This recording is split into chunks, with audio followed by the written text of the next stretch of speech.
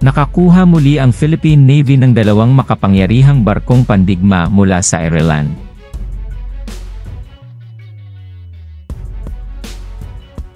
Sa tahimik na tubig sa baybayin ng Ireland, 2 barkong patrolya ng klase ng Jacinto, ang L. Samuel Beckett at ang L. James Joyce, ay kumikinang sa ilalim ng malambot na liwanag ng papalubog na araw. Pinangalanan pagkatapos ng kilalang Irish literary figure, ang mga sasakyang ito ay matapat na nagsilbi sa hukbong dagat ng kanilang bansa sa loob ng maraming taon. Ang kanilang matibay na mga frame ay lumalaban sa malupit na mga bagyo sa Atlantiko, at nakatayo bilang mga tagapag-alaga ng mga hangganang pandagat ng Ireland. Gayunpaman, ang kanilang kapalaran ay malapit nang magbago sa hindi inaasahang pagkakataon.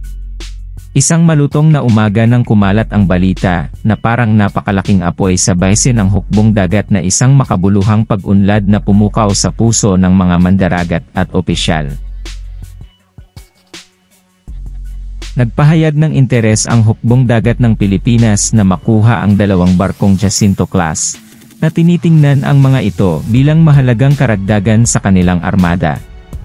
Ang Ireland, na kinikilala ang pagkakataong magkaroon ng mas matibay na ugnayan sa isang malayong kaalyado, ay mabilis na inaprubahan ang pagbebenta. Sa isang maulap na bukang liwayway, ang L. Samuel Beckett at ang L. James Joyce ay nagsimula sa kanilang huling paglalakbay sa ilalim ng bandila ng Ireland. Ang pag-alis ay mapait, habang ang mga tripulante ay nagpaalam sa pamilyar na mga baybayin. Alam na ang kanilang susunod na daungan ay libu-libong milya ang layo sa tropikal na tubig ng Pilipinas. Si Kapitan, isang batikang mandaragat na may balbas na asin at paminta, at kumislap sa kanyang mata, ay nakatayo sa tulay ng L. Samuel Beckett.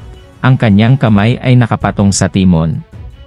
Mahigit 1 dekada na siyang nagsilbi sakay ng sisidlang ito, at ang bakal na katawan nito ay parang extension ng sarili niyang pagkatao. Sa kanilang paglalayag, ang mga alaala ng mga nakaraang misyon at pakikipagkaibigan ay bumaha sa kanyang isipan, ngunit alam niyang may naghihintay na mga bagong pakikipagsapalaran sa abot tanaw.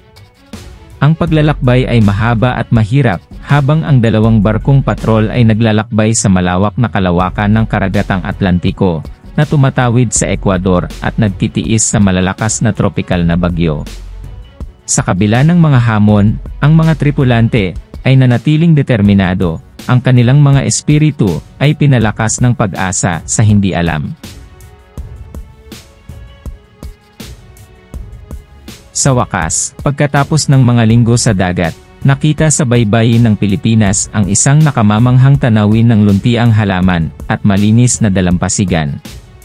Ang L. Samuel Beckett at ang L. James Joyce ay matikas na naglayag sa Manila Bay, kung saan sila ay sinalubong ng isang delegasyon mula sa hukbong dagat ng Pilipinas, kabilang si Admiral Alejandro Santos, isang kilalang opisyal na may mabagsik, ngunit magiliw na kilos. Sa gitna ng kasiyahan at seremonya, naganap ang formal na pagpapasa, na sumisimbolo sa simula ng isang bagong kabanata sa buhay ng 2 barkong ito. Si Kapitan O'Malley ay buong pagmamalaki na nakatayo sa tabi ng kanyang mga katapat na Pilipino, na nagpapalitan ng mga kasiyahan, at nagbabahagi ng mga kwento tungkol sa dagat. Habang naghahanda ang mga tripulante ng Irish sa pagbaba, ang mga emosyon ay naghalong kalungkutan sa pag-iwan sa likod ng kanilang minamahal na mga sasakyang dagat at pananabik para sa mga pagkakataong naghihintay. Nagpaalam sila sa kanilang mga Filipino counterparts. Alam na ang L. Samuel Beckett at ang L. James Joyce ay nasa mga may kakayahang kamay.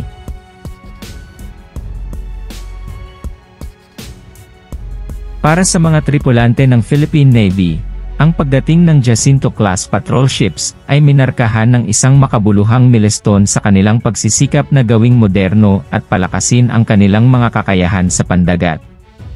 Sinuri ni Admiral Santos ang bawat pulgada ng mga sasakyang dagat na may masusing pansin, humanga sa kanilang advanced na teknolohiya at mabigat na lakas ng putok. Sa sumunod na mga linggo, ang L. Samuel Beckett at ang L. James Joyce ay sumailalim sa malawak na pagsasaayos at pagsasanay sa pagsasanay, na walang putol na pinagsama sa kanilang bagong kapaligiran. Ang mga tripulante ng Irish at Filipino ay walang pagod na nagtatrabaho ng magkatabi, na nagpatatag ng mga buklod ng pagkakaibigan at paggalang sa isa't isa sa gitna ng mga ibinahaging hamon ng buhay naval. Sama-sama silang nagpatrolya sa mga karagatang nakapalibot sa kapuluan ng Pilipinas, na nag-iingat laban sa pandarambong, iligal na pangingisda, at iba pang banta sa dagat. Paulit-ulit na pinatunayan ng mga barkong patrolya ng klase ng Jacinto ang kanilang sulit, ang kanilang mga makinis na silhouette ay humahampas sa mga alon ng may katumpakan at layunin. Sa paglipas ng mga taon, ang L. Samuel Beckett at ang L. James Joyce ay naging simbolo ng pagtutulungan at pagkakaisa sa pagitan ng Ireland at Pilipinas. Nagtagal ang kanilang pamana pagkatapos magretiro ang mga mandaragat na nagsilbi sakay nila. Ang kanilang mga pangalan ay nakaukit sa mga talaan ng kasaysayan ng hukbong dagat. Kaya naman, ang kwento ng dalawang barkong patrolya ng klase ng Jacinto mula Ireland hanggang Pilipinas ay naging buong bilog, isang testamento sa walang hanggang ugnayan sa pagitan ng mga bansa, at ang dinasisira na diwa ng mga naglalayag sa karagatan sa paghahanap ng pakikipagsapalaran at layunin. Paulit-ulit na pinatunayan ng mga barkong patrolya ng klase ng Jacinto ang kanilang sulit, ang kanilang mga makinis na silhouette ay humahampas sa mga alon ng may katumpakan at layunin.